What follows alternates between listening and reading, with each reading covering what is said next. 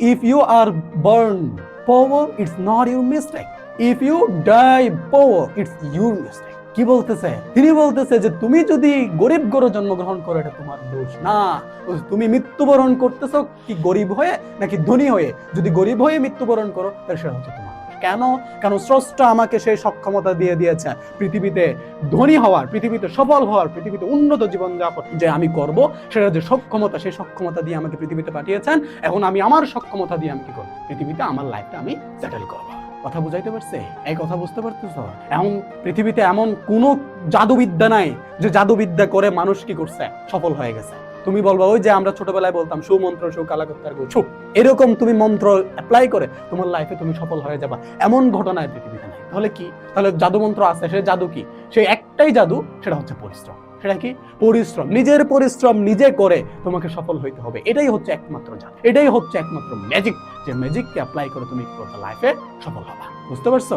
তো হচ্ছে এই ম্যাজিক, এবং সেই ম্যাজিক তোমাকে অ্যাপ্লাই করতে হবে তোমার লাইফে, এবং সেটা হচ্ছে তার কাছ থেকে, যে প্রভু তোমাকে পৃথিবীতে পাঠাইছে সে প্রভুর কাছ থেকেও কিন্তু তোমাকে সাহায্য চাইতে হবে। ছোট্ট একটা এক্সাম্পলের মাধ্যমে ব্যাপারটাকে তোমাকে বুঝাই। ধরো তুমি ধরো একজন মা আছে, একজন মা হচ্ছে টুইন বেবি। কিসের বেবি? টুইন বেবি মানে হচ্ছে দুই সন্তান, এবং দুই সন্তানের মধ্যে দুই সন্তানকে হচ্ছে একসাথে রাখে।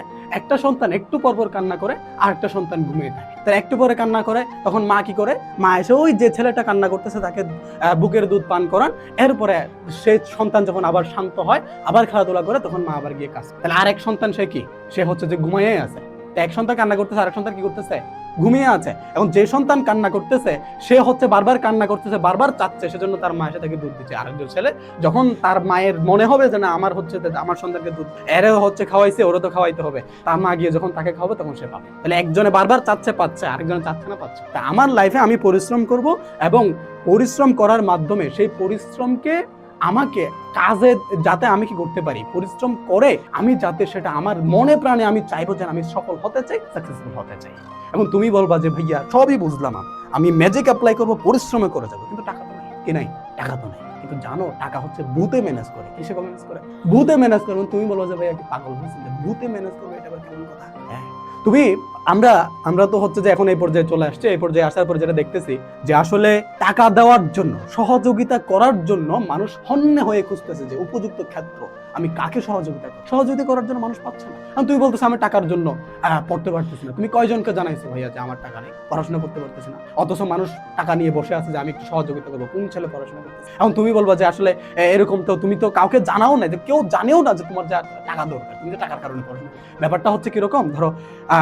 ধরো হচ্ছে যে ব্যাপারটা এরকম যে তুমি গর্বের সাথে বুক ফুলিয়ে আত্মবিশ্বাসের দম নিয়ে পুরো দমে তুমি যাওয়ার পর বলবা যে দেখেন আমি এসএসসিতে গোল্ডেন জিপিএ 5 পেয়েছি, এসএসসিতে আমি জিপিএ 5 পেয়েছি। এখন আমার ভেতরে পরিপূর্ণ আত্মবিশ্বাস যে আমি যদি বিশ্ববিদ্যালয়ে ভর্তি প্রস্তুতি নিতে পারি, এরপরে বিশ্ববিদ্যালয়ে ভর্তি প্রস্তুতি নিতে পারি, আমি বিশ্ববিদ্যালয়ে পড়াশোনা করার সুযোগ পাবো, বিশ্ববিদ্যালয়ে পড়ার একটা আমার সুযোগ তৈরি হবে। এবং দেখেন এই টাকার কারণে আমি পড়তে পারতেছি না, আমাকে একটু যদি সুযোগ করে দেন আমি বিশ্ববিদ্যালয়ে পড়ব। তোমাকে টাকা দেওয়ার জন্য মানুষ বসে আছে।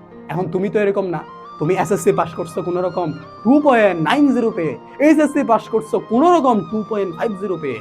এখন তোমার ভেতরে 0.0000001% আত্মবিশ্বাস নাই যে আমি বিশ্ববিদ্যালয়ে চান্স পাবো। তাহলে তোমার কাছে মানুষ টাকা কেন নষ্ট করে? কথা বুঝতে পারছো না? তো তুমি বলবা আমার জন্য আমার টাকা নাই, আমি টাকার কারণে পড়াশোনা করতে পারতেছি না।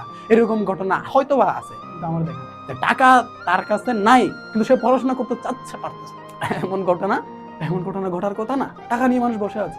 তুমি তোমার দক্ষতার যোগ্যতা দেখাইতে হবে মানুষ, কিন্তু কয়টা দেখাইতে পারছো?